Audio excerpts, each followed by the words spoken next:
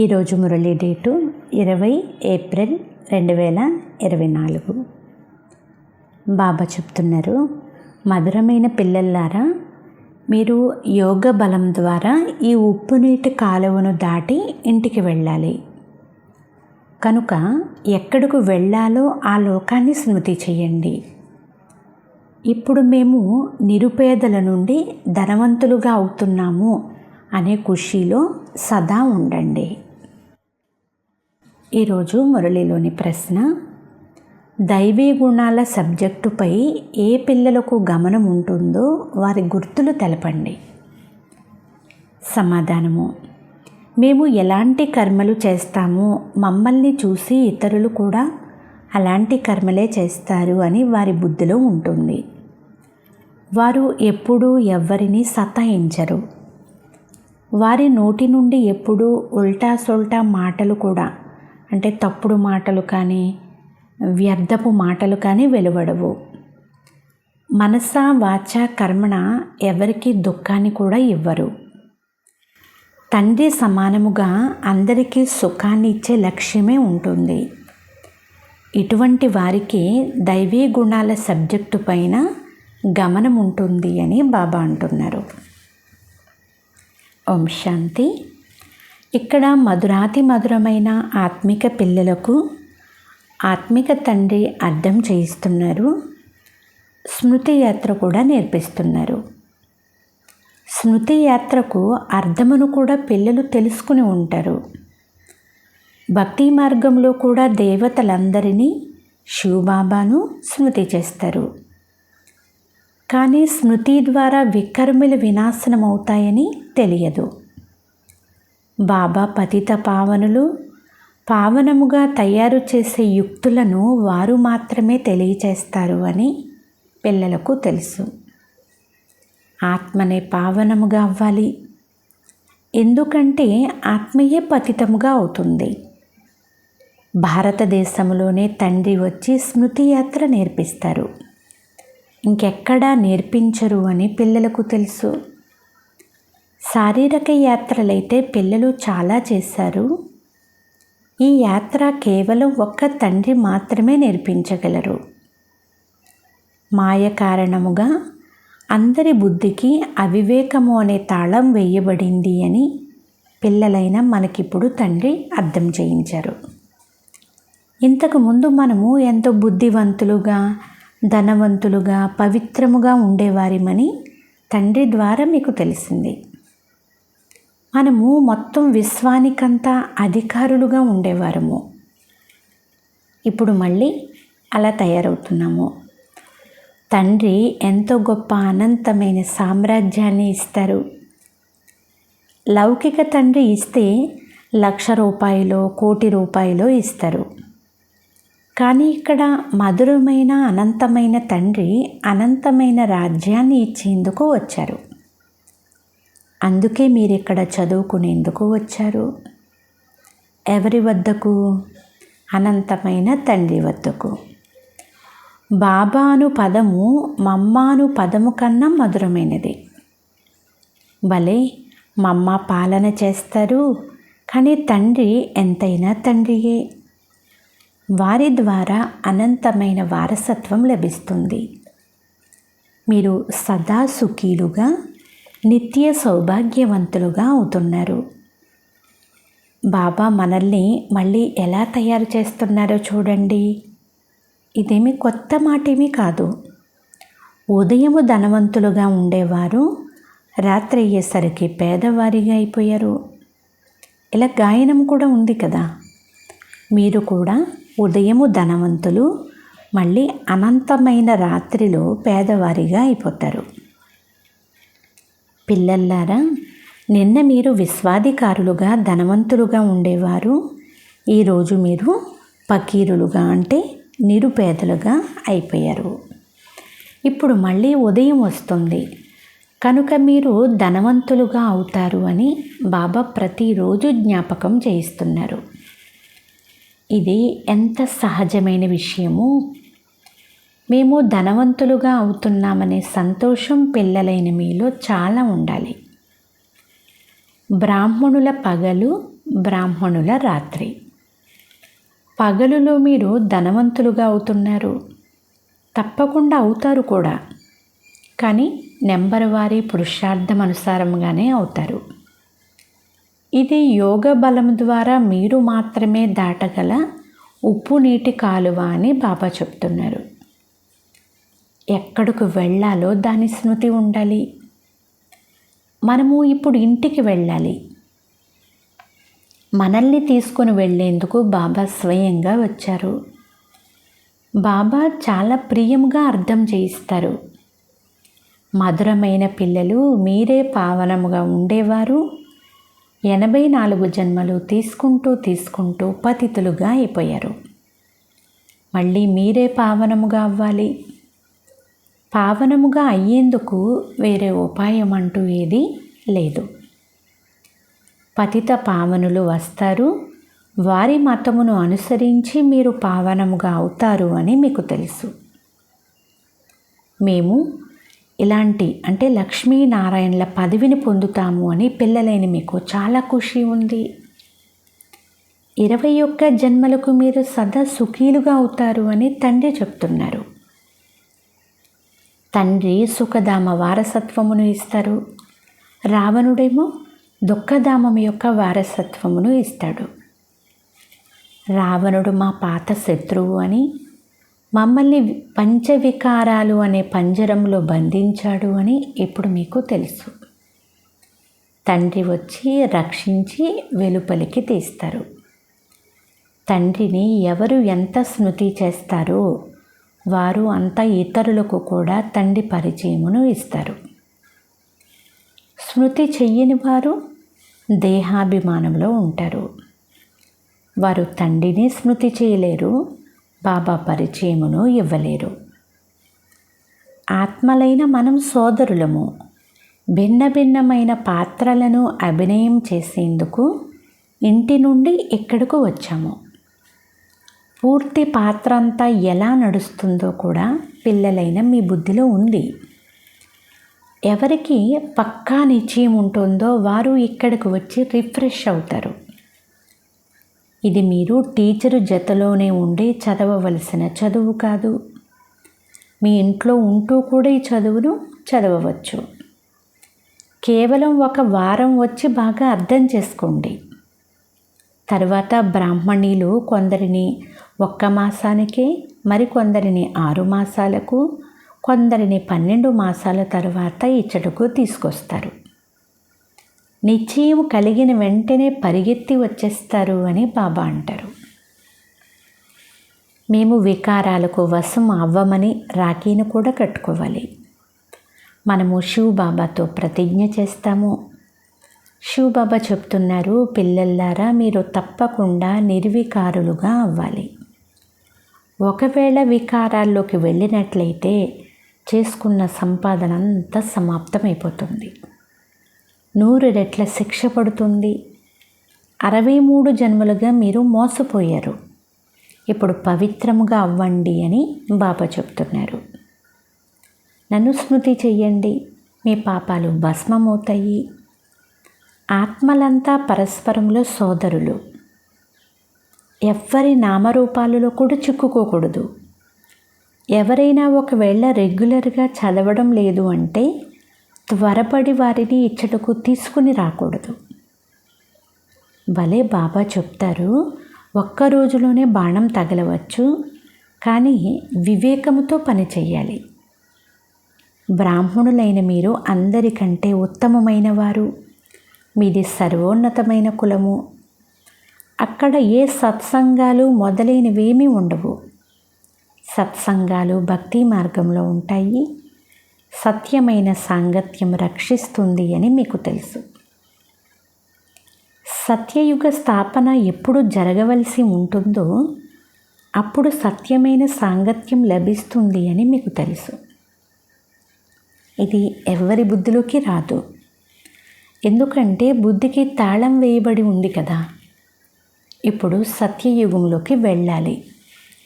ఈ సత్యమైన సాంగత్యము పురుషోత్తమ సంగమ యుగంలో మాత్రమే లభిస్తుంది. ఆ గురువులు సంగమయుగ వాసులు కారు. బాబా ఎప్పుడు వస్తారో అప్పుడు బేటా బేటా అని పిలుస్తారు. ఆ గురువులనైతే మీరు బాబా అని పిలవరు.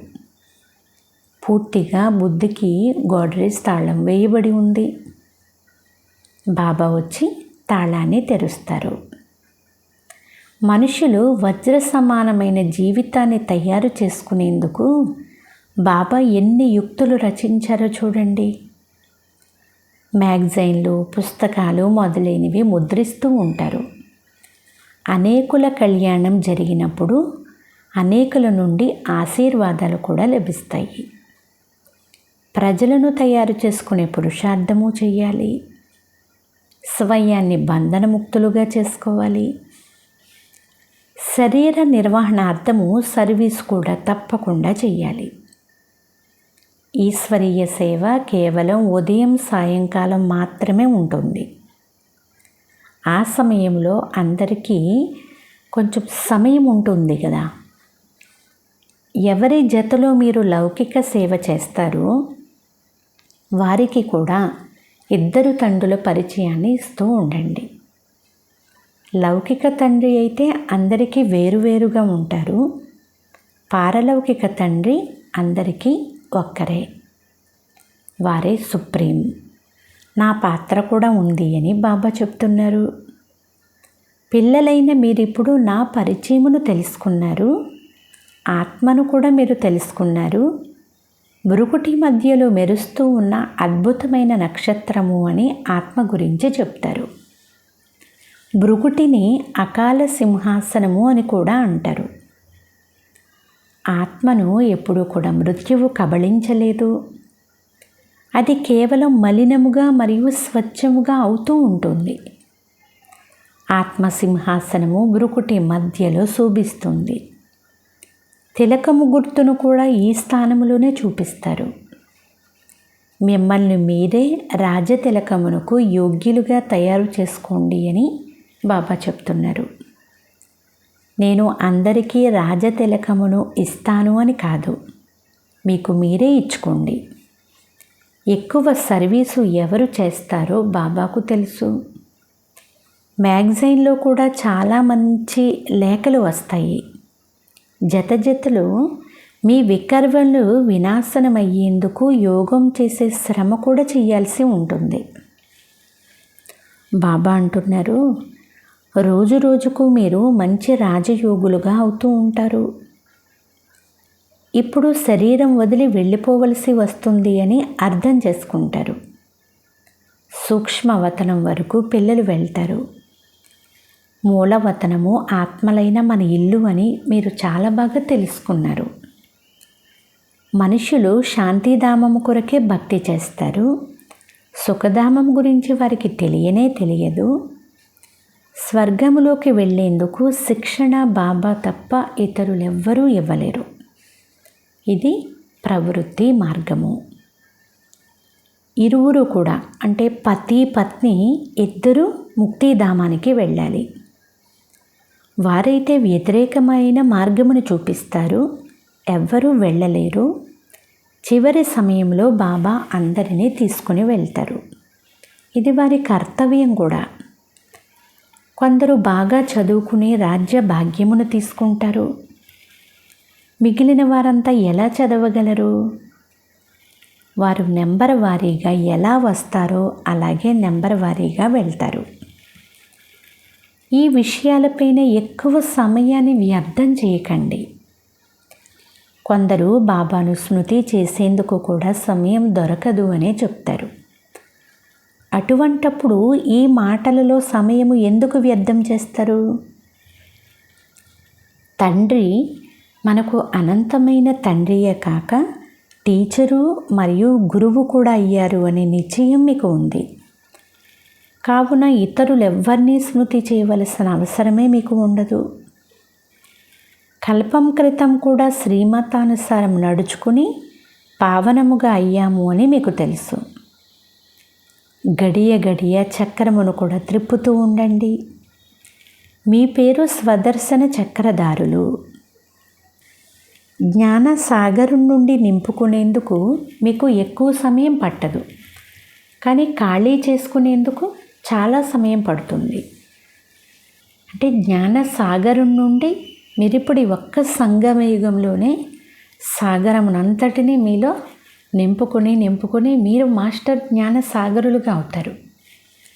కానీ ఆత్మలో ఏదైతే ఖజానాలు, గుణాలు, శక్తులు నింపుకున్నారో ఇవన్నీ పూర్తిగా ఖాళీ అయ్యేందుకు 5000 సంవత్సరాలు 84 జన్మలు పడుతుంది. మీరు మధురమైన అపురూపమైన పిల్లలు. ఎందుకంటే కల్పం తరువాత వచ్చి కలిశారు. ఈ పక్కా నిశ్చయం మీకు అవసరము. మనము 84 జన్మల తరువాత మళ్ళీ వచ్చి తండ్రితో కలిసాము. మొట్టమొదట ఎవరు భక్తి చేశారో వారే మొదట జ్ఞానం తీసుకునేందుకు కూడా యోగ్యులుగా అవుతారు. ఎందుకంటే భక్తికి ఫలం కావాలి కదా అని బాబా చెప్తున్నారు. అందువలన సదా మీ ఫలమును లేక వారసత్వమును స్మృతి చేస్తూ ఉండండి. ఫలము అనే శబ్దము భక్తి మార్గానికి చెందింది. వారసత్వము అనే పదం ఇక్కడ సరైనది. అనంతమైన తండ్రిని స్మృతి చేయడం వలన అనంతమైన వారసత్వం లభిస్తుంది. అందుకు ఏ ఇతర ఉపాయమూ లేదు. భారతదేశ ప్రాచీన యోగము ప్రసిద్ధమైనది. భారతదేశపు ప్రాచీన యోగమును నేర్చుకున్నాము అని వారు భావిస్తారు. డ్రామానుసారముగా వారు హఠయోగులుగా అవుతారు అని బాబా చెప్తున్నారు. ఇప్పుడు మీరు రాజయోగం నేర్చుకుంటున్నారు. ఎందుకంటే ఇప్పుడు ఇది సంగమ యుగము. వారి ధర్మం వేరు, అంటే సన్యాసుల యొక్క ధర్మం వేరు. వాస్తవానికి వారు గురువులను ఆశ్రయించరాదు, కానీ డ్రామానుసారం తప్పకుండా గురువులను చేసుకుంటారు. పిల్లలైన మీరిప్పుడు ధర్మ సమ్మతముగా అవ్వాలి. ఎందుకంటే ధర్మంలోనే శక్తి ఉంది. రిలీజియన్ ఈజ్ మైట్ అని అంటారు కదా. మిమ్మల్ని నేను ఏ దేవీ దేవతలుగా తయారు చేస్తానో ఆ దేవీ దేవతా ధర్మం చాలా సుఖాన్ని ఇస్తుంది. నాతో ఎవరు యోగము జోడిస్తారో వారికి నా శక్తి కూడా లభిస్తుంది. కనుక తండ్రి స్వయంగా ఏ ధర్మమును స్థాపిస్తారో అందులో చాలా శక్తి ఉంది. మీరు పూర్తి విశ్వానికి అధికారులుగా అవుతారు. ఈ ధర్మంలో చాలా శక్తి ఉంది అని తండ్రి మహిమ చేస్తారు. సర్వశక్తివంతులైన బాబా నుండి అనేక మందికి శక్తి లభిస్తుంది. వాస్తవానికి శక్తి అందరికీ లభిస్తుంది, కానీ నెంబర్ వారీగా లభిస్తుంది. మీకు ఎంత కావాలో అంత శక్తిని బాబా నుండి తీసుకోండి. అంతేకాక దైవీ గుణాల సబ్జెక్టు కూడా అవసరం. ఎవరిని కూడా విసిగించకూడదు, ఎవరికి దుఃఖాన్ని ఇవ్వకూడదు. బ్రహ్మబాబా ఎవరి గురించి కూడా ఎప్పుడూ వ్యతిరేకమైనటువంటి శబ్దాలే పలకలేదు. నేను ఎలాంటి కర్మ చేస్తానో నన్ను చూసి ఇతరులు కూడా చేస్తారు అని తెలుసు. అసురీ గుణాల నుండి దైవీ గుణాలలోకి రావాలి. మేము ఎవ్వరికీ దుఃఖం ఇవ్వడం లేదు కదా అని గమనించుకుంటూ ఉండాలి. ఎవరికీ దుఃఖము ఇవ్వని వారు ఇప్పుడు ఎవ్వరూ లేరు. ఏవో కొన్ని తప్పులు జరుగుతూ ఉంటాయి. మనస వాచ కర్మణ ఎవ్వరికీ దుఃఖం ఇవ్వని ఆ స్థితి చివరి సమయంలో వస్తుంది. ఇప్పుడు మనం పురుషార్థి స్థితిలో ఉన్నాము. ప్రతి విషయము నెంబర్ వారి పురుషార్థం అనుసారంగా జరుగుతుంది. అందరూ సుఖము కొరకే పురుషార్థం చేస్తారు, కానీ సుఖము ఇచ్చేవారు ఒక్క బాబా తప్ప మరెవ్వరూ లేరు. సోమనాథ మందిరంలో ఎన్ని వజ్ర వైడూర్యాలు పొదగుబడి ఉండేవి, అవన్నీ ఎక్కడి నుండి వచ్చాయి, ఎలా ఐశ్వర్యవంతులుగా అయ్యారు అని గమనించబడుతుంది. రోజంతా ఈ చదువు గురించిన చింతనలోనే ఉండాలి. గృహస్థు వ్యవహారంలో ఉంటూ కమల పుష్ప సమానముగా పవిత్రముగా అవ్వాలి. మీరు ఇటువంటి పురుషార్థం చేశారు, అందుకే మాల తయారైంది. బాబా అంటున్నారు, కల్పకల్పము తయారవుతుంది. మాల ఎవరి స్మృతి చిహ్నమో మీకు తెలుసు. వారు మాలను స్మరణ చేసి చాలా తన్మయత్వం పొందుతారు. భక్తిలో ఏం జరిగేది, జ్ఞానంలో ఏం జరిగేది, ఇది కూడా మీకు మాత్రమే తెలుసు. మీరు ఇతరులు ఎవరికైనా అర్థం చేయించగలరు. పురుషార్థం చేస్తూ చేస్తూ చివరి సమయంలో చివరి రిజల్టు కల్పం క్రితం వలె వెలువడుతుంది. ప్రతి ఒక్కరూ స్వయాన్ని పరిశీలన చేసుకుంటూ ఉండాలి. మేము ఇలా అవ్వాలి అని మీరు అనుకుంటారు.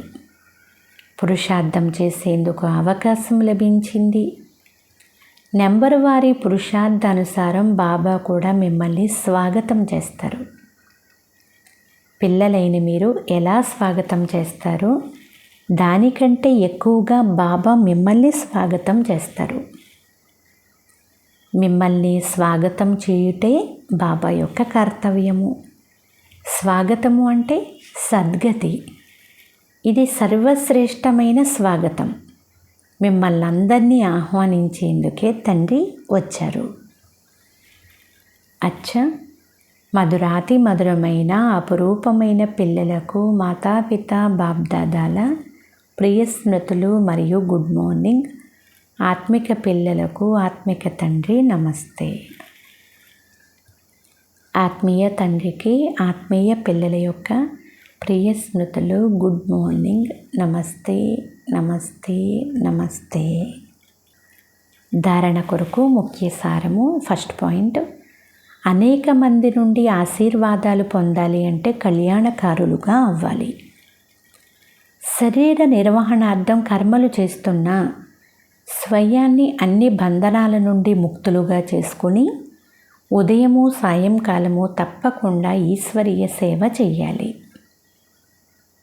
సెకండ్ పాయింట్, ఇతర విషయాలలో మీ సమయాన్ని వ్యర్థం చేయకుండా తండ్రిని స్మృతి చేసి శక్తిని తీసుకోవాలి. సత్యమైన సాంగత్యంలోనే ఉండాలి. మనస వాచ కర్మణ అందరికీ సుఖమునిచ్చే పురుషార్థమై చెయ్యాలి. ఈరోజు వరదానము, పవిత్రత యొక్క వరదానాన్ని సొంత సంస్కారముగా చేసుకొని పవిత్రమైన జీవితాన్ని తయారు చేసుకునే శ్రమ నుండి ముక్తు భవ. చాలామంది పిల్లలకు పవిత్రత విషయంలో శ్రమ కలుగుతుంది. దీని ద్వారా వరదాత అయిన తండ్రి ద్వారా జన్మ యొక్క వరదానం తీసుకోలేదు అని రుజువవుతుంది.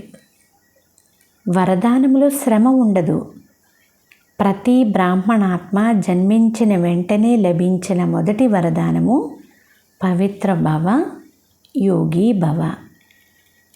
ఎలాగైతే జన్మతో వచ్చిన సంస్కారాలు చాలా పక్కాగా ఉంటాయో అలా పవిత్రత బ్రాహ్మణ జన్మ యొక్క ఆది సంస్కారము, సొంత సంస్కారము. ఈ స్మృతి ద్వారా పవిత్ర జీవితాన్ని తయారు చేసుకోండి.